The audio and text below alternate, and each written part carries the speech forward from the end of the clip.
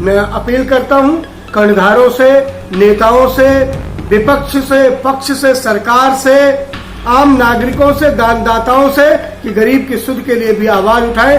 बुद्धिजीवियों से, कलमकारों से जो बड़े बड़े कॉलम लिखते हैं, एडिटोरियल के बहुत बड़े बड़े आर्टिकल लिखते हैं, बहुत ऊंचा ऊंचा मंचों पर बोलते हैं, बहुत बढ़िया बढ़िया डिबेट बोलते हैं, एक डिबेट में गरीब को भी ले आइए। हिंदू मुस्लिम का खेल बहुत हो गया, एक डिबेट में मजदूर को भी ले आइए।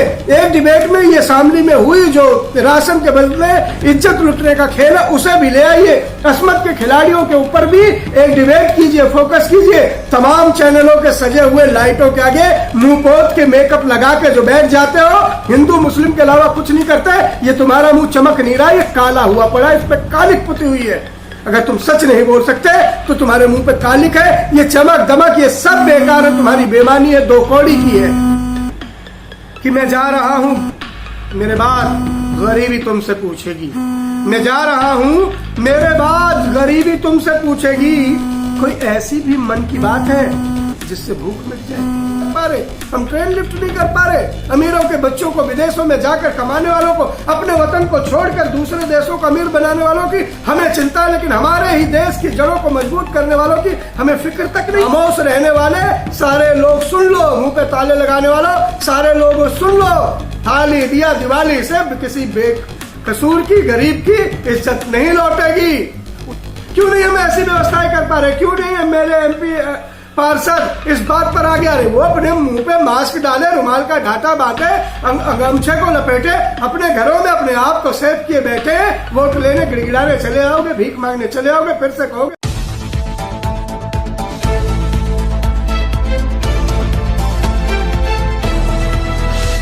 नमस्कार दोस्तों, मैं हूं संदीप और आज आप सबके बीच में फिर से उपस्थित हूं गरीब की, बेजुबान की, मजदूर की, मजलूम की वही दर्द भरी दास्तां लेकर जिसे आज हिंदुस्तान में सियासतदानों की आंखें, रहनुमाओं की आंखें देख नहीं पा रही हैं। वो गरीब आज फिर से बेघर है, वो गरीब आज फिर से बेचैन है, वो गरीब आज फिर से लाचार है, वो फिर से आज चूर चूर है और उसके हिस्से में लाठी डंडा पूछ रहा है कि मेरा कसूर क्या है, किस बात की मुझे सजा मिल रही है, वो पूछ रहा है। लेकिन उसके सवालों पर जवाब देने के बजाय उसके पीठ को पुलिसिया डंडे तलाश रहे हैं, उसकी कमर को पुलिसिया लाठी ढूंढ रही है। यही हुआ बांद्रा में जब बेचारे मजदूर अपने घरों के लिए निकल पड़े। उम्मीद थी कि कोई गाड़ी मिलेगी, कोई वाहन मिलेगा। क्या हुआ नजारा आप सबके सामने है। क्या हुआ जब सूरत की सड़कों पर प्रवासियों का मेला लग गया और एक ही मांग थी कि हमें हमारे घर जाने दो साहब, हम आपसे कुछ नहीं चाहते, हम भूखे पेट चले जाएंगे, प्यासे चले जाएंगे, पैदल चले जाएंगे, हमें हमारे घर तो जाने दो। बदले में क्या इनाम मिला? क्या मिला था आनंद विहार में? क्या मिला आज जब आईएसबीटी दिल्ली पर लोग इकट्ठे हो गए? ये मजदूर इतना मजबूर क्यों है साहब? ये मजदूर इतना परेशान क्यों है? इसे क्यों परेशान किया जा रहा है? इसकी कौन सुनेगा? इसकी सुध कौन लेगा? ये हिंदुस्तान का आवाम का नागरिक नहीं है क्या? माना कि आज बहुत ज्यादा जरूरत है लॉकडाउन की, बहुत ज्यादा जरूरत है घरों में रहने की, बेशक रहने की जरूरत है, लेकिन कहीं किसी की जांच तो होगी, कहीं किसी के बारे में पता तो चला जाएगा, कहीं किसी के बारे में कोई ये तो डॉक्टर चिकित्सा करेंगे कि ये फलाना आदमी बीमार है भी या नहीं है। और अगर बीमार नहीं है तो क्यों नहीं हम 1000-2000 लोगों की कतार को लगा के इकट्ठा करके उनकी जांच करें और जो जांच में सही है, जो बीमार नहीं है, उनको उनके गंतव्य की ओर पहुंचा दिया जाए। वो तरस रहे हैं साहब। मजदूर आज सोच रहा है कि 4 दीवारों से ज्यादा नहीं जिंदगी, 4 दीवारों से ज्यादा नहीं जिंदगी, और हम जिंदगी की तलाश में भटकते रहे। मौत को देख ठहरे तो समझा ये जिंदगी वो नहीं जो हम समझते रहे। आज जिंदगी के मायने मजदूर तलाश रहा है। जिस मजदूर के पसीने की चमक से इस देश की तस्वीर चमकदार हो रही है, जिस मजदूर के पसीने से इस देश की बुनियाद खड़ी हुई है, जिस मजदूर के पसीने से इस देश के कारखाने चलते हैं, जिस मजदूर के पसीने से इस देश के, इस आवाम के खजाने भरते हैं, आज उस मजदूर को मजबूर हाल में छोड़कर हम सब अपने अपने घरों में सिमटे हैं। वो फिर से सड़कों पर इकट्ठा होता है लाठी डंडा खाने के लिए। सच भी तो है कि मेरे दर्द को लाठी मिली मरहम न मिला, मेरे दर्द को लाठी मिली मरहम न मिला, रोटी की तलाश में जब जब मैं घर से चला, रोटी की तलाश में जब जब मैं घर से चला। मजदूर कितना मजबूर हो गया है साहब। हम क्यों नहीं व्यवस्था ऐसी कर पाए, हम क्यों नहीं ऐसा बना पाए कि कम से कम जिनके घरों में एक एक ही बच्चा होगा, एक ही बेटा होगा, जिसका बाप बूढ़ा होगा, जिसकी पत्नी हो सकता है प्रेग्नेंट हो, जिसके घर में कोई बीमार होगा, जिसकी फसल उसे बुला रही होगी, जिसका खेत उसे पुकार रहा होगा, जिसकी खड़ी फसल उसे आवाज दे रही होगी। आज वो मजदूर कहीं कोने में पड़ा है, वो पैदल भी अपने मुल्क में अपने नहीं चल पा रहा है। हम इतने मजबूर कमजोर क्यों हो गए? क्यों नहीं हम कहीं भी एक पॉइंट बनाते हैं कि उनकी जांच हो, अगर वो सही है तो उन्हें बढ़ने दिया जाए, उनको आगे तक भेजा जाए? क्यों नहीं हम ऐसी व्यवस्थाएं कर पा रहे? क्यों नहीं एमएलए एमपी पार्षद इस बात पर आ गया? रहे वो अपने मुंह पे मास्क डाले, रुमाल का ढाटा बांधे, गमछे को लपेटे, अपने घरों में अपने आप को सेफ किए बैठे, वोट लेने गिड़गिड़ाने चले आओगे, भीख मांगने चले आओगे, फिर से कहोगे हमें जिता दो। किस बात पर जिता दे? आपको क्या किया आपने इस गरीब के लिए? जिस गरीब के वोट लेकर आज आप सियासत की सबसे बड़ी कुर्सी पर बैठे हो, उस गरीब के लिए क्या कर रहे हो? गरीब अपने घर जाने को भी तरस रहा है, तड़प रहा है, करा रहा है और कह रहा है कि कभी जूता कभी डंडा कभी लाठी तेरे हिस्से, कभी जूता कभी डंडा कभी लाठी तेरे हिस्से, खामोश हो गुर्बत बहुत सुन लिए तेरे किस्से। इस गरीब की कहानी तक सुनने को कोई तैयार नहीं है। उसके दर्द पर तो आंसू बहाने दूर की बात है साहब। और मैं तो कहता हूं कि नफरत तो हमेशा रही है सियासत को गरीब से, नफरत तो हमेशा रही है सियासत को गरीब से, पर इतनी नफरत गरीबी ने कभी देखी नहीं। आज जो आलम है, हम क्यों नहीं छोटे छोटे टुकड़ों में व्यवस्था बना पा रहे? हम क्यों नहीं ऐसी व्यवस्था बना पा रहे कि एक बस भर यात्री ही हो, 2 बस भर यात्री हो, उनकी जांच हो, स्क्रीनिंग हो, उनके बाकायदा प्रिकॉशंस हो, अगर वो सही हैं, उनके पास बीमारी नहीं है, वो कोरोना ग्रस्त नहीं है, फिर क्यों कैद है? वो बीमार है तो जांच हो, उन्हें अस्पताल भेजा जाए, और बीमार नहीं है तो उन्हें घर पे जाने की व्यवस्था होनी ही चाहिए, ये फर्ज बनता ही है। साहब समझ नहीं आता कि क्या कहा जाए। शामली की एक घटना है, कल देख रहा था समाचार, रोम हिल गए, रोंगटे हिल गए। उसका पति परदेश में है, पंजाब में लॉकडाउन की वजह से कैद है, वहां से वो अपने घर नहीं आ पाया, और यहां राशन देने वाले ने राशन देने के नाम पर, मुट्ठी भर अनाज के नाम पर उसकी असमत लूट ली।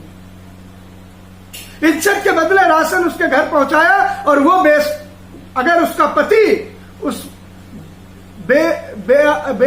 आबरू करने वाले उस इंसान को अगर पता होता कि उसके घर में मर्द है, उसका पति है, तो क्या ये ऐसी घटना हो पाती? उसका पति वहां पंजाब में तड़प रहा है कि मुझे घर जाने दो, और औरत यहां इज्जत नीलाम करा बैठी, और औरत की इज्जत लूट ली गई। दोषी कौन है साहब? कौन है इस बात का गुनहगार? कभी गरीब से पूछिए जो 700, 800, 900 किलोमीटर दूर अपने घरों से कहीं बैठा है, वो घर जाना चाह रहा है, वो तड़प रहा है, वो चिल्ला रहा है, वो गुहार लगा रहा है, और बदले में डंडे लाठी पा रहा है। उसकी घर में बहन बेटियों की इज्जत सुरक्षित नहीं, खेत में उसकी फसल सुरक्षित नहीं, घर के बाहर द्वार पर उसके माँ बाप सुरक्षित नहीं, उसे हर तरह से डर है, खौफ है, और उसकी तरफ कोई रहम का हाथ भी बढ़ाने वाला नहीं। अगर उस मजबूर औरत जिसकी आबरू मुट्ठी भर अनाज के लिए लूट ली गई, अगर उसका पति पंजाब में लॉकडाउन में बंद नहीं होता, तो क्या वो अपनी इज्जत गंवाती? भूखी थी मजबूर, उससे भूख वो मिटा गया। भूखी थी मजबूर, उससे भूख वो मिटा गया, और मुट्ठी भर राशन की कीमत जिस्म से चुका गया। साहब क्या हालत हो गई है, कितने बेबस हो गया है गरीब। और पेट भर लो बच्चों, मेरी कलम रोई, मेरे कलम से दर्द निकले हैं, और आप तक ये दर्द पहुंचे। मैं इसीलिए बता रहा हूं कि गरीब कितना आज गमजदा है, कितना खौफजदा है अपने ही मुल्क में, वो कितना बेबस, कितना परेशान, कितना लाचार है कि उसके घरों में उसकी आबरू उसकी लुट रही है, और वो बाहर कहीं कैद किसी 4 दीवारी में सिमटा अपनी जिंदगी को मौत से बदतर देख रहा है। पेट भर लो बच्चों, सब बेच ये अनाज मिला, बाजार में मेरा बस इतना ही मोल मिला। दर्द होता है कि नहीं होता है? आंसू आते हैं कि नहीं आते? अरे सांस लेने के नाम ही जिंदगी है, तो तुम्हें यह जिंदगी मुबारक, तुम जिंदा रहो भैया। सच मत बोलो, मत बोलो, मत निकले तुम्हारे मुंह से सच। पता नहीं कौन सा ताज तुम्हारा छिन जाएगा, पता नहीं कौन सा महल तुम्हारा छिन जाएगा, पता नहीं तुम्हारे कौन से किले में ताला लग जाएगा, तुम्हारा कौन सा कारखाना बंद कर दिया जाएगा अगर तुम सच बोल दोगे। अरे सच बोलना गुनाह हो गया है क्या? किसी गरीब के दर्द के साथ उसकी आवाज के साथ आवाज मिलाना गुनाह हो गया है क्या? ये जुल्म हो गया है क्या? सब अंधे हो गए क्या? किसी को नहीं दिखता कि गरीब आज परेशान है, गरीब के घर में उसकी आबरू लुट रही है, उसकी इज्जत लुट रही है, मुट्ठी भर अनाज के बदले में लुटेरे उसकी माँ बहनों की इज्जत लूटने पे आमादा है।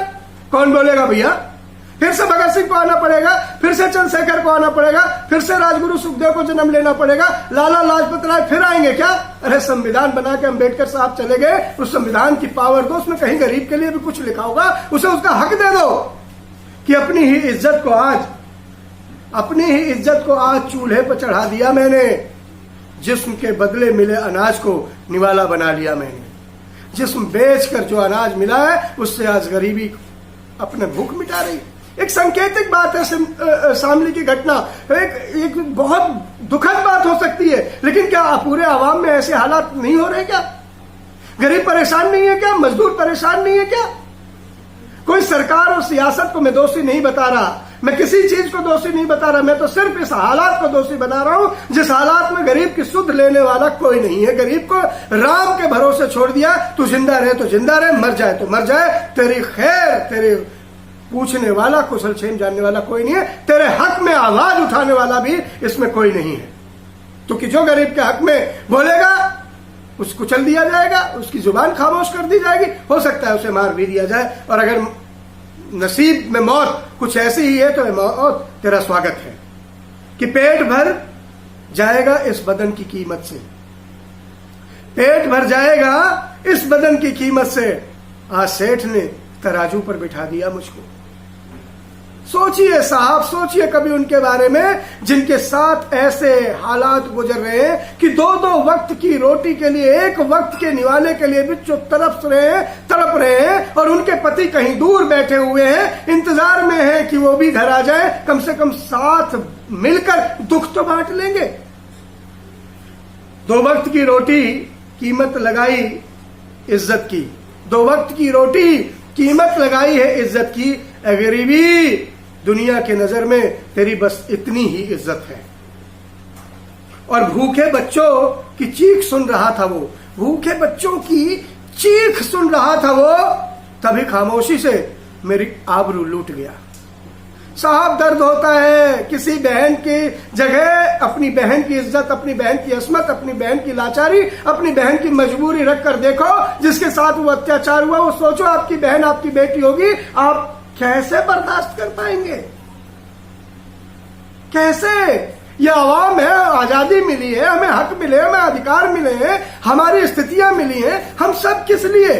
इतनी बड़ा देश, इतना बड़ा आवाम, सब कुछ सुविधाएं। अरे एक एक व्यक्ति को जांच करो, जो सही है उसको उसके घर में पहुंचाने की जिम्मेदारी बननी ही चाहिए, इस पर आवाज उठानी चाहिए। अगर वो बीमार नहीं है तो उसे सजा नहीं मिलनी चाहिए, अगर वो बीमार नहीं है तो उसके घर वालों को सजा नहीं मिलनी चाहिए, अगर वो बीमार नहीं है तो उसके घर में दूर, कोसों दूर, उसकी बहन, बेटी, पत्नी की इज्जत नहीं लुटनी चाहिए।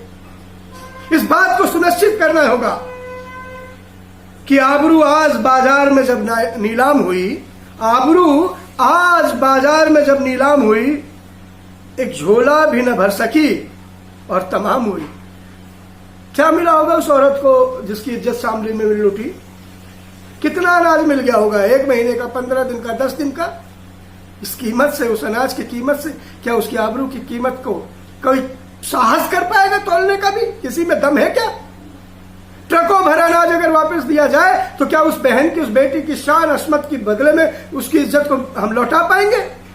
अगर नहीं लौटा पाएंगे तो दोषी हैं हम सब, और समय हमें माफ नहीं करेगा। इस बात को खामोश रहने वाले सारे लोग सुन लो, मुंह पे ताले लगाने वालों सारे लोग सुन लो, थाली दिया दिवाली से किसी बेकसूर की, गरीब की इज्जत नहीं लौटेगी, उसे उसको हक से मिलेगा। और हक यह है कि जो बीमार नहीं है उन्हें कैद ना किया जाए, जो बीमार नहीं है उनकी जांच की जाए और उन्हें उनके घरों पर वापस भेजने की व्यवस्था की जाए। बहुत बड़ा मुल्क है हिंदुस्तान, हम एयर लिफ्ट कर सकते हैं, हम बस लिफ्ट नहीं कर पा रहे, हम ट्रेन लिफ्ट नहीं कर पा रहे। अमीरों के बच्चों को, विदेशों में जाकर कमाने वालों को, अपने वतन को छोड़कर दूसरे देशों को अमीर बनाने वालों की हमें चिंता, लेकिन हमारे ही देश की जड़ों को मजबूत करने वालों की हमें फिक्र तक नहीं।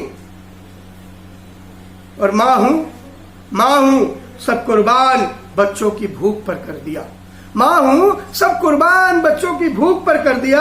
आज आबरू भी न रही ए भूख तुझे मिटाने में, आज आबरू भी न रही ए भूख तुझे मिटाने। कितना दर्द रहा होगा। और बाजार में ला खड़ा कर दिया, बाजार में ला खड़ा कर दिया।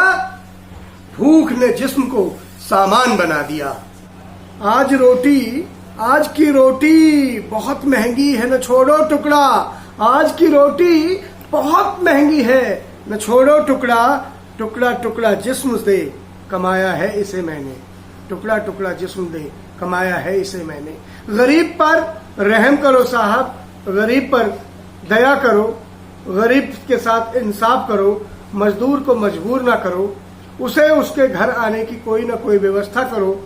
हजारों करोड़ रुपए दान में आ रहे हैं, हजारों करोड़ रुपए आपके खाते में जमा हो चुके हैं, हजारों लाखों लोग सेवा करने के लिए जुटे हैं, घरों से निकले हैं। नेता लोगों, आप भी घर से निकलो, गरीबों की सुध लो, इनका वोट की ही नजर से इनको मत देखो। ये आपके वोट की फसल ही नहीं है। आज मौका आया है, आज वक्त आया है, आज ये मदद मांग रहे हैं, आज ये गुहार कर रहे हैं, इनकी बात सुन लो, इन्हें इनके घर तक छोड़ दो।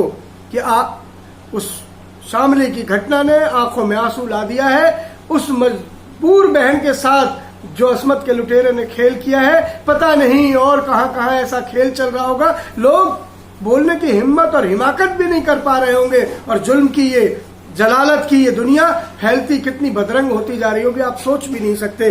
कि आज मैं कल वो रोज तमाशा होगा, आज मैं कल वो रोज तमाशा होगा। ये भूख मेरे ही हिस्से थोड़ी आई है, ये भूख कब तक इज्जत के नाम पर मिटाई जाती रहेगी, सोचने का वक्त है। मैं अपील करता हूं कर्णधारों से, नेताओं से, विपक्ष से, पक्ष से, सरकार से, आम नागरिकों से, दानदाताओं से कि गरीब की सुध के लिए भी आवाज उठाएं। बुद्धिजीवियों से, कलमकारों से, जो बड़े बड़े कॉलम लिखते हैं, एडिटोरियल के बहुत बड़े बड़े आर्टिकल लिखते हैं, बहुत ऊंचा मंचों पर बोलते हैं, बहुत बढ़िया डिबेट बोलते हैं। एक डिबेट में गरीब को भी ले आइए, हिंदू मुस्लिम का खेल बहुत हो गया। एक डिबेट में मजदूर को भी ले आइए, एक डिबेट में ये शामली में हुई जो राशन के बदले इज्जत लुटने का खेल है उसे भी ले आइए। अस्मत के खिलाड़ियों के ऊपर भी एक डिबेट कीजिए, फोकस कीजिए। तमाम चैनलों के सजे हुए लाइटों के आगे मुंह पोत के मेकअप लगा के जो बैठ जाते हो, हिंदू मुस्लिम के अलावा कुछ नहीं करते, ये तुम्हारा मुंह चमक नहीं रहा, ये काला हुआ पड़ा, इस पे कालिक पुती हुई है। अगर तुम सच नहीं बोल सकते तो तुम्हारे मुंह पे कालिक है, ये चमक दमक ये सब बेकार है, तुम्हारी बेईमानी है, दो कौड़ी की है। चलते चलते एक बात कि मैं जा रहा हूं, मेरे बाद गरीबी तुमसे पूछेगी। मैं जा रहा हूं, मेरे बाद गरीबी तुमसे पूछेगी। कोई ऐसी भी मन की बात है जिससे भूख मिट जाए? कोई ऐसे भी मन की बात है जो भूख मिट जाए? मैं उम्मीद करता हूं आप सब मेरी बात को गौर से सुनेंगे, समझेंगे, मेरे दर्द को समझेंगे। ये सियासत का वक्त नहीं है, ये नफरत का वक्त नहीं है, ये ईंट गारे लगाकर हिंदू मुसलमान करने का वक्त नहीं है। ये वक्त है आवाम के साथ मजबूती से खड़ा होने का।